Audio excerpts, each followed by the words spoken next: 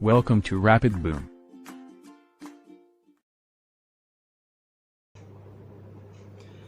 Good morning all.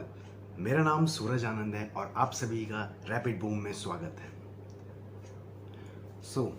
काफ़ी अच्छा लगा आप लोगों के कमेंट्स पढ़ के पिछले लास्ट वीडियो में, और काफ़ी अच्छा मुझे लगा कि लोग हैं सपोर्ट करने के लिए। तो बाकी चलिए आगे बिना टाइम वेस्ट करे स्टार्ट करते हैं। मेरे बारे में तो आप सभी को पता होगा कि 2017 से ये खेल चालू हुआ, खेल एग्ज़ाम क्रैक करने का।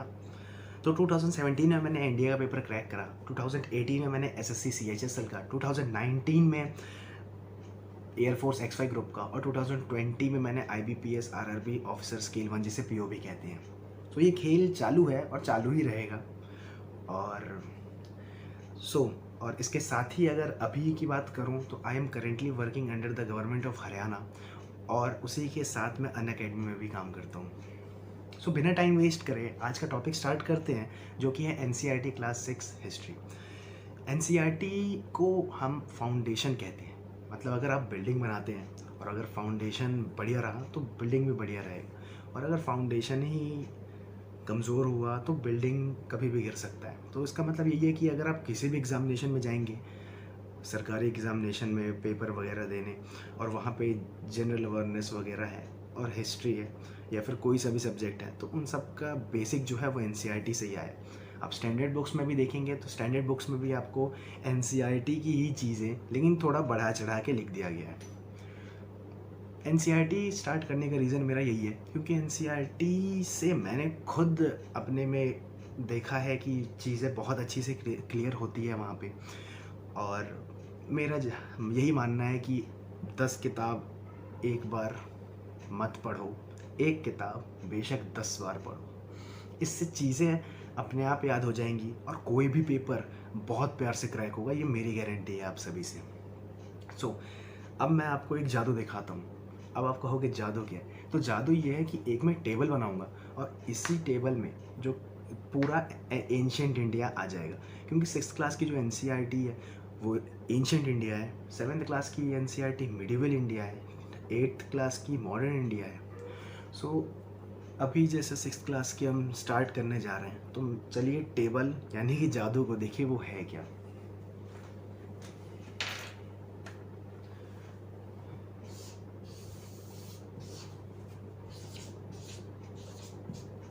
ये है अभी का टाइम जहाँ हम रह रहे हैं, मतलब जिस टाइम में अभी हम हैं, यानी कि रैपिड बूम का टाइम। और ये बेसिकली अगर मैथ्स के स्टूडेंट हैं यहाँ पे तो वो जानते हैं ये चीज़ क्या है।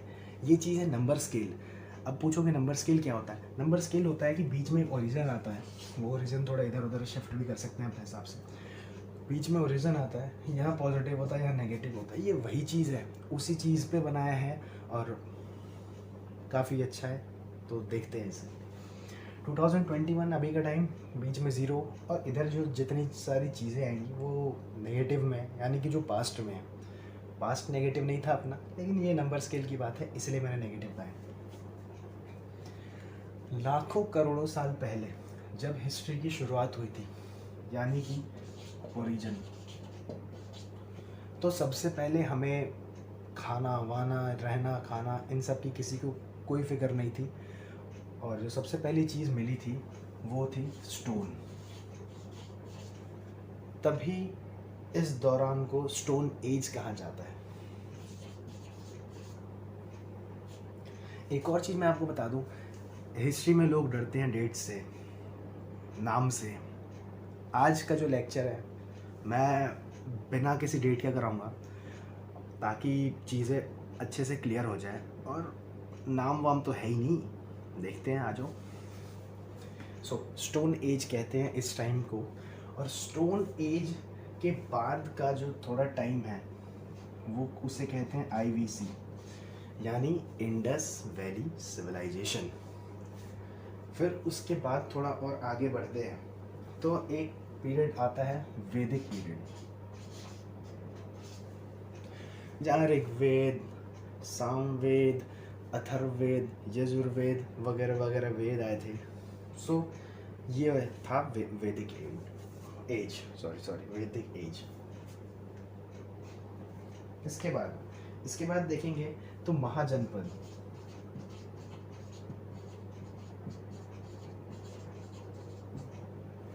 16 बड़े महाजनपद हुए थे इंडिया में, और इसी के साथ साथ इंडिया में बुद्धा और जैन यानी बुद्धिज़्म और जैनिज़्म की भी शुरुआत हो चुकी थी।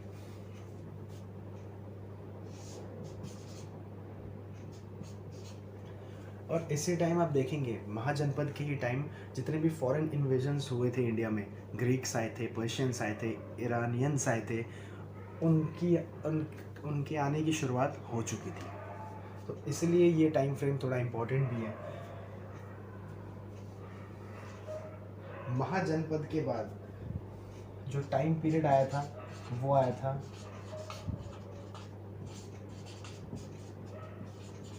मौर्यन एम्पायर का।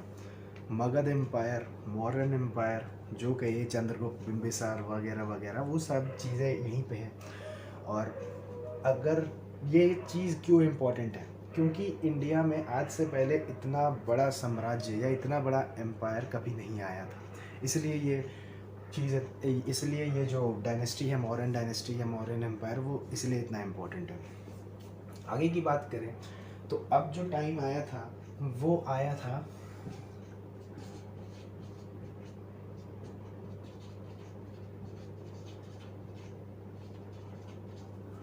पोस्ट मॉर्यन एज का। और ये जो टाइम फ्रेम है ये थोड़ा ज़ीरो के बाद का टाइम है, और मतलब ज़ीरो इसी के बीच आया। तो और जो पोस्ट मॉर्यन एज की मैं बात करूं तो ये वो एज था जो कि मॉडर्न एज पावर से धीरे धीरे गायब होता जा रहा था, यानी जिसे कहते हैं पॉलिटिकल डिसइंटीग्रेशन होना स्टार्ट हो चुका था आपके मॉडर्न का। सो फिर उसके बाद आता है गुप्ता एज। गुप्ता एज तक ही एंशिएंट इंडिया मानते हैं हम सभी। और ये रहा आपका टेबल, हम लोग इसी के आजू बाजू इधर उधर घूमते रहेंगे। और ये देख रहे हैं चीज़ें कितनी आसान हैं, मतलब कुछ रटना नहीं, कुछ नहीं करना। एक बार और मैं दिखा दूँ, स्टोन एज से शुरुआत हुई थी, फिर इंडस वैली सिविलाइजेशन आया था, फिर वैदिक एज था, फिर महाजनपद आए थे, फिर उसी के साथ साथ बुद्धिज़्म और जैनिज़्म भी इंडिया में आया था, फिर थोड़े दिन बाद मॉडर्न एम्पायर आया, और फिर ज़ीरो के बाद जो पीरियड है, ज़ीरो का इम्पोर्टेंस क्या है, क्योंकि ये इस दिन जीसस क्राइस्ट का जन्म हुआ था, इसलिए उस पीरियड को हम ज़ीरो कहते हैं। यानी कि एक नया दौर स्टार्ट हुआ, और ज़ीरो के बाद आज तक जो हम जी रहे हैं वो यही है। सो उस ज़ीरो के बाद पोस्ट मॉडर्न एज आया, फिर उसके बाद गुप्ता एज आया, और अभी हम 2021 यानी रैपिड बूम में जी रहे हैं।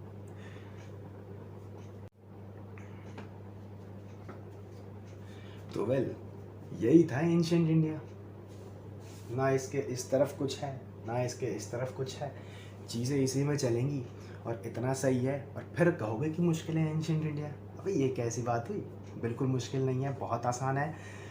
अब एक एक चीज़ों को अंदर घुस के पढ़ते हैं और जानते हैं कि कैसी चीज़ें चलती हैं। सो इंडेक्स निकालिए अपने किताब का, और जिसमें कि 12 चैप्टर्स हैं, ये देखिए 12 चैप्टर्स हैं, और एक एक चैप्टर को मैं आपको ढंग से बताता हूँ, और मतलब तोड़ने की कोशिश करते हैं उसे कि ये कौन सा चैप्टर है, ये कौन सा चैप्टर है, फिर इस चैप्टर में क्या है। सो अब देखिए,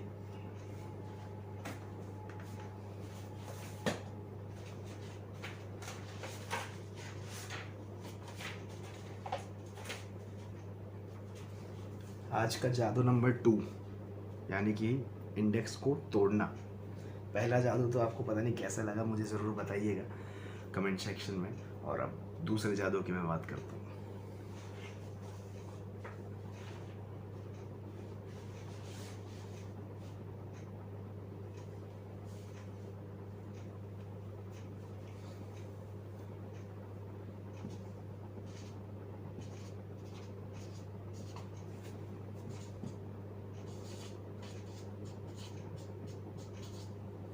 टोटल इतने ही चैप्टर हैं आपकी किताब में। और अब चैप्टर नंबर 1 ये बताता है हमें सोर्सेज के बारे में। चैप्टर नंबर 2 और चैप्टर नंबर 3 ये बताएगा स्टोन एज के बारे में। चैप्टर नंबर 4 हमें बताता है आईवीसी के बारे में। चैप्टर नंबर 5 हमें बताता है वैदिक पीरियड के बारे में। चैप्टर नंबर 6 हमें बताता है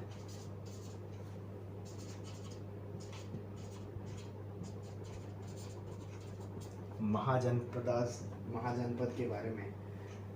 चैप्टर नंबर 7 हमें बताता है बुद्धिज्म और जैनिज्म के बारे में। चैप्टर नंबर 8 हमें बताता है मॉडर्न एज के बारे में। चैप्टर नंबर 9 हमें बताता है जो इंडिया में डायनेस्टीज आए थे, कनिष्क आया था, कुशांग आया था। फिर चैप्टर नंबर 10 बताएगा हमें, चैप्टर नंबर 10, 11 और 12 इन चैप्टरों में आर्किटेक्चर है, यानी इंडिया का जो आर्किटेक्चर फ्रेम है, मंदिर कैसे बने वगैरह ये सब, तो वो है चैप्टर 10 और 12 में। और चैप्टर नंबर 11 में आप देखेंगे तो है गुप्ता एज के बारे में। मैं इसको और इसको लिख देता हूँ आर्किटेक्चर। यस।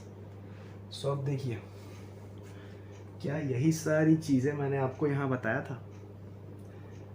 पहला, दूसरा और तीसरा, चौथा, पांचवा, छठा, सातवां, आठवां, नौवां। अब कहोगे कनिष्क और कुशांग कौन है? क्या ये मौर्यन थे? बिल्कुल नहीं, ये किसी और डायनेस्टी से थे। और अब कभी ना कभी कोई और डायनेस्टी कब आएगी? जब पहली डायनेस्टी गायब हो जाएगी, मतलब धीरे धीरे जाती रहेगी। फिर उसके बाद गुप्ता एज 10वां, और फिर जो 11-12 है, यानी 10th और 12th है, ये आर्किटेक्चर के बारे में, किसने क्या बनवाया, कितना बनवाया, कैसे बनवाया वगैरह वगैरह। तो ये था मैजिक नंबर 2। इसके बारे में भी बताइएगा कमेंट सेक्शन में कि कैसा लगा। वापस से आते हैं अपने टेबल की तरफ और इसमें थोड़ा और झांकने की कोशिश करते हैं। तो चैप्टर में आपने देखा होगा कि टाइम फ्रेम की बात कही गई है। C E, B C E, A D, B C, B P क्या है तो बताते हैं। आइए,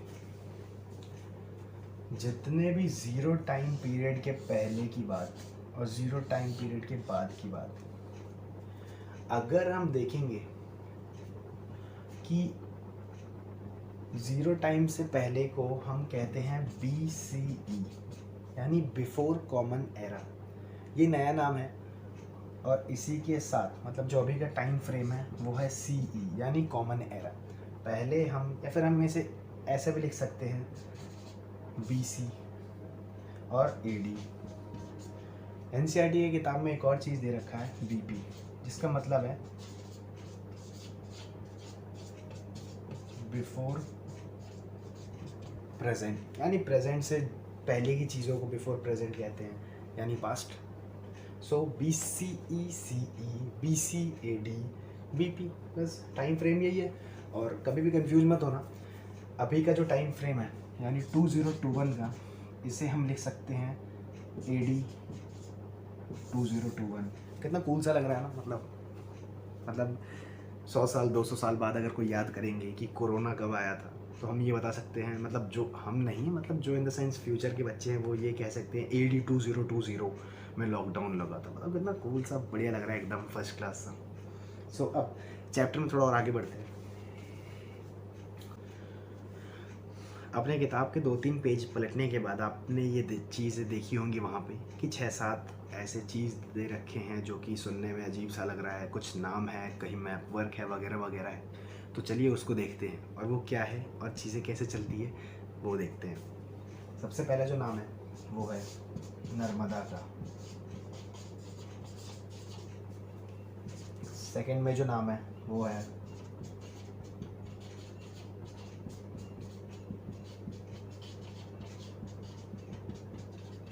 सुलेमान एंड खिरतार हिल्स का। Number 3 Indus, number 4 Ganga and it's tributaries, जो कि एक इम्पॉर्टेंट है सोन नदी। 5th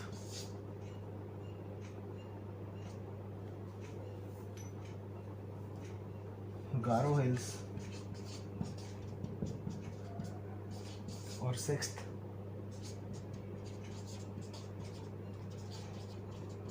विंध्यास, ये भी पर्वत है। सो अब आगे देखते हैं।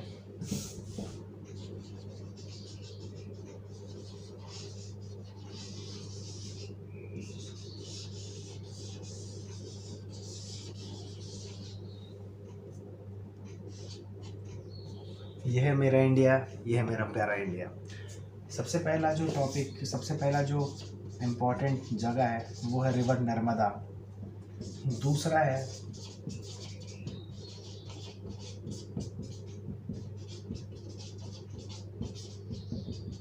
Suleman and Kirtar hills. तीसरा है गंगा और उसकी ट्रिब्यूटरी इम्पोर्टेंट है एक सोन, वो बताऊंगा क्यों इम्पोर्टेंट है। चौथा है इंडस। पांचवा जो है वो है विंध्यास। छठा जो है वो है गारो हिल्स। इस चैप्टर में इससे ज़्यादा और कुछ भी नहीं है। नर्मदा जो है वो है इस तरफ। नर्मदा क्यों इम्पोर्टेंट है, वो इसलिए है, इंडिया में 2 ऐसी नदियां हैं जो कि अरेबियन सी में आके गिरती हैं। पहली है नर्मदा और दूसरी है तापी। वो मैं ऐसे बेसिक जनरल नॉलेज के लिए बता रहा हूँ। सो नर्मदा यहाँ है, और जो सुलेमान और किरतार हिल्स है वो अफ़गानिस्तान और पाकिस्तान के बॉर्डर पे है। तीसरा गंगा इधर, और इंडस। पांचवा विंध्या नर्मदा के ही पास में है, और गारो हिल्स नॉर्थ ईस्ट में आपके, यानी नॉर्थ ईस्ट में गारो हिल्स, यानी छठा नंबर। अब सबसे पहले नर्मदा की बात करूं तो नर्मदा क्यों इम्पोर्टेंट है, वो इसलिए इम्पोर्टेंट है क्योंकि लोगों में एक फूड इकट्ठा करने की शक्ति आ चुकी थी, और कैसे जानवर को मार के खाते हैं, कैसे हंटिंग करते हैं, वगैरह वगैरह करते हैं। क्योंकि उस टाइम तो किसी को IAS IPS की तैयारी करनी नहीं होती थी, कुछ देखना नहीं होता था, घर बार अपना खाया सोया मौज किया। और तो जो नर्मदा का जो साइट है वो इसलिए इम्पोर्टेंट है क्योंकि यहाँ पे लोगों को फूड इकट्ठा करना, शेल्टर बनाना और हंटिंग करना आ चुका था। फिर सुलेमान, और उससे पहले देखेंगे कि फूड में भी उन्हें इतनी समझ आ चुकी थी कि कौन सा पॉइजनस है, कौन सा जानलेवा है, कौन सा नहीं, मतलब जानलेवा है इन द सेंस कि मतलब कौन सा हेल्थ को बढ़ाएगा, कौन सा घटाएगा, वगैरह वगैरह। काफ़ी मतलब देखने को ये मिलता है कि काफ़ी अच्छी नॉलेज इन्हें आ चुकी थी फूड की और जानवरों की भी, क्योंकि इन्होंने हंटिंग करना स्टार्ट कर ही दिया था।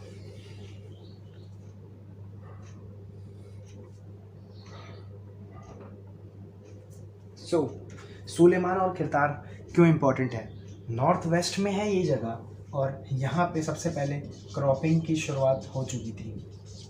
क्रॉपिंग में भी अगर आप देखेंगे तो वीट और बार्ले की शुरुआत यहाँ सबसे पहले हुई थी, और ये मैं बात कर रहा हूँ आज से 8,000 साल पहले की। यानी इस साइट की जो मटेरियल्स मिले हैं, सोर्सेज मिले हैं, वो आज से 8,000 साल पहले की हैं। और इसके साथ साथ उन्होंने कैटल्स, गोट्स वगैरह वगैरह को पालना और उसके जो मतलब उसे यूज़ करना सीख लिया था। मतलब गाय है तो मिल्क वगैरह दिया, कहीं उसे ग्रेजिंग कराई, फिर और क्रॉप्स वगैरह का भी नॉलेज अच्छा खासा था ही इन्हें। सो अब एग्रीकल्चर से अगर कोई क्वेश्चन पूछे कि क्या एग्रीकल्चर से कोई स्टेट या कंट्री डेवलप हो सकता है, तो इसका आंसर है बिल्कुल डेवलप हो सकता है। वो दिखाता हूँ कैसे। अगर एग्रीकल्चर होगा तो क्या होगा, ट्रेडिंग होगा। ट्रेडिंग होगा तो जो इकोनॉमी है वो बढ़ेगा।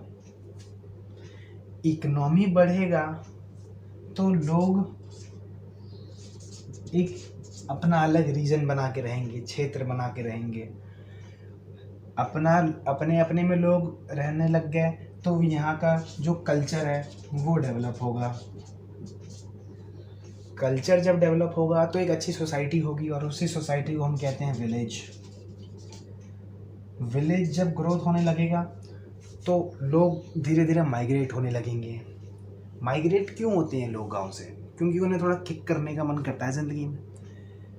किक मतलब कि in the search of food, in search of shelter, in the search of job, या वगैरह वगैरह, ये सारी चीज़। या फिर अगर किसी को घूमना पसंद है कि भाई चलो आज तूफ़ानी करते हैं, बाइक उठाते हैं और घूम के आते हैं, सो घूम के आ गए, दूसरे जगह रहने लग गए। सो अब विलेज से शहर में जाएंगे तो अर्बनाइजेशन होगा। तो इसी की तो मैं बात कर रहा था, एग्रीकल्चर से अर्बनाइजेशन तक का रास्ता। सो अब हमने देखा कि नर्मदा, सुलेमान और गंगा आज से 2500 साल पहले की बात मैं जब कर रहा हूँ, 2500 साल पहले जो रिवर गंगा है उसका जो एक बेटा है, मतलब जो रिवर के ट्रिब्यूटरीज होते हैं उन्हें बेटे ही तो कहते हैं, एक नदी से जो अलग अलग निकल जाते हैं। तो इसी में एक इसका इम्पोर्टेंट है सोन, क्योंकि सोन ही ऐसी गंगा की ट्रिब्यूटरी है जो कि साउथ से नॉर्थ की तरफ जाता है, और इसी के किनारे पहला बड़ा एम्पायर बना था मगध का, या मौर्यन एम्पायर जिसे कहते हैं। फिर हम बात करते हैं इंडस नाम आते ही सबसे पहला आता है कि ये तो एक रिवर है, लेकिन इंडस वैली सिविलाइजेशन यानी इंदु घाटी सभ्यता, ये आज से 4700 साल पहले ये सब हुआ था। और ये इस जगह पे हुआ था, और ये जगह इसलिए ही इम्पोर्टेंट है क्योंकि लोगों में एक कल्चर डेवलप करने की, एक अच्छी सोसाइटी डेवलप करने की, एक अच्छे तौर तरीके से रहने की कला आ गई थी, और इसलिए ये जगह इतनी इम्पोर्टेंट है। पहली अगर बिग सिटी की मैं बात करूं तो वो यही थी, इंडस वैली सिविलाइजेशन। चैप्टर में एक और टॉपिक है जो हमें जानना भी बहुत ज़रूरी है कि इंडिया और भारत नाम कहाँ से आया। तो चलिए देखते हैं।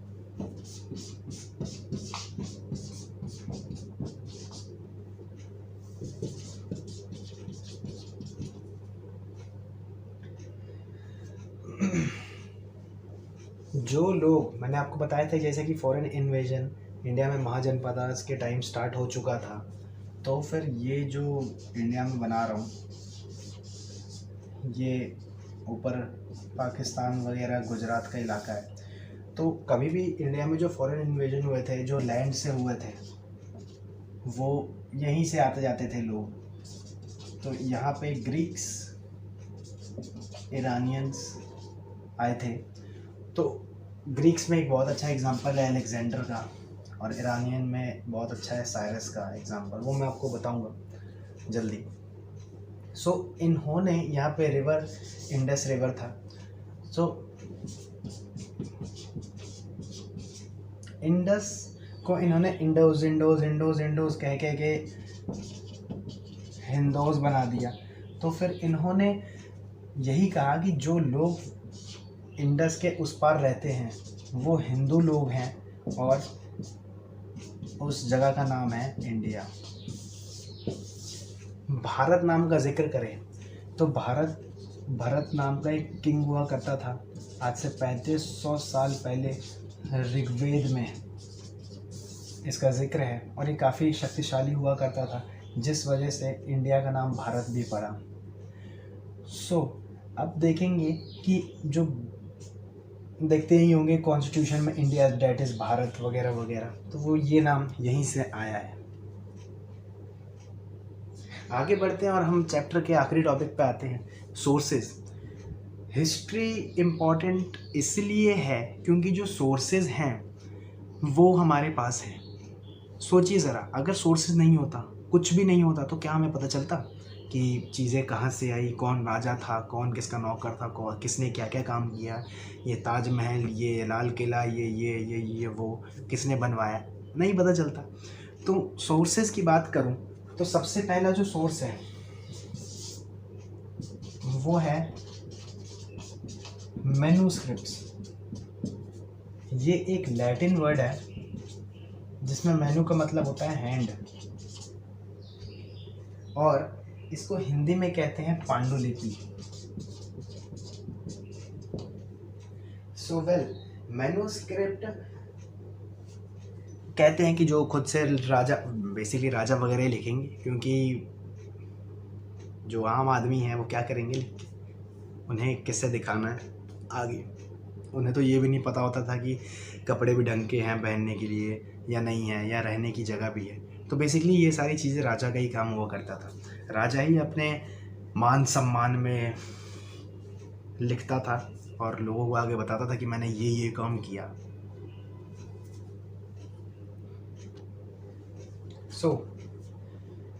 जो मैन्युस्क्रिप्ट लिखते थे वो बार्क ऑफ ट्री, एक भुज लीव्स होता था जो कि सिर्फ हिमालय पे मिलता था, और उसे बिर्च भी कहते हैं। जैसे bark of leaves, bark of tree हो गया, उस पर भी लिखते थे। अगर किसी राजा को लिखने का शौक चढ़ा तो वो कहता था, जा हनुमान मेरे लिए हिमालय से बिर्च लेके आ, लीव्स लेके आ, भुज की लीव्स लेके आ, कि मुझे बहुत कुछ लिखना है अपने बारे में। वो लेके आता था उसका हनुमान, यानी जो प्रधानमंत्री या फिर जो मुख्यमंत्री वहाँ का होगा, या सेनापति वगैरह, तो वो जाता था, लेके आता था और राजा बैठ के लिखता था।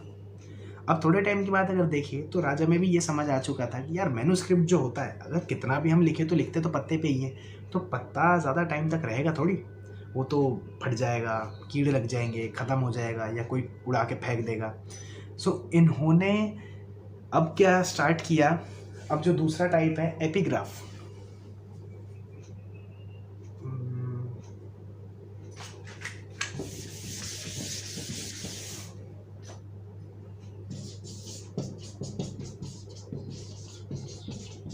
एपिग्राफ जिसे हिंदी में कहते हैं अभिलेख। ये एपिग्राफ होता क्या है मैं आपको बताता हूँ। ये एक सॉलिड पे लिखते हैं, यानी कि पत्थर पे लिखते हैं हथौड़ा मार के। कभी देखा होगा छेनी हथौड़ा मार के लोगों ने अपने घरों के आगे लिखवाया होगा, ये सदन, ये घर, ये भवन वगैरह वगैरह। तो राजाओं ने भी यही शुरुआत करी लिखने की। जैसे मैं ये देखिए फ़ोटो ऐसे। इसमें अपने बारे में पत्थर पे मार मार के लिखवाना स्टार्ट किया और अपने मॉन्यूमेंट के आगे या फिर अपने पिलर के आगे लगवा दिया। ये जो चीज़ है अगला, ये जो चीज़ है मतलब इन द सेंस, यानी कि अगर मैन्युस्क्रिप्ट या फिर एपिग्राफ, ये हमें ज़्यादातर मिले हैं टेम्पल और मोनेस्ट्रीज से। मोनेस्ट्रीज का मतलब वो होता है जो केव होता है जहाँ पे लोग सन्यासी लेने जाते हैं, सन्यासी बैठे रहते हैं। तो बेसिकली लोगों को मतलब ये हमें ये इनसे सीखना चाहिए कि लोगों में एक श्रद्धा थी टेम्पल की, मंदिर की, भक्ति वगैरह, इन सब का खूब शौक था। तो फिर लोगों ने इसलिए टेम्पल्स में अपने मैन्युस्क्रिप्ट्स रख दिए या मोनेस्ट्रीज में रख दिया। अगले टाइप की मैं बात करूं तो जो थर्ड और लास्ट टाइप है वो है टूल्स।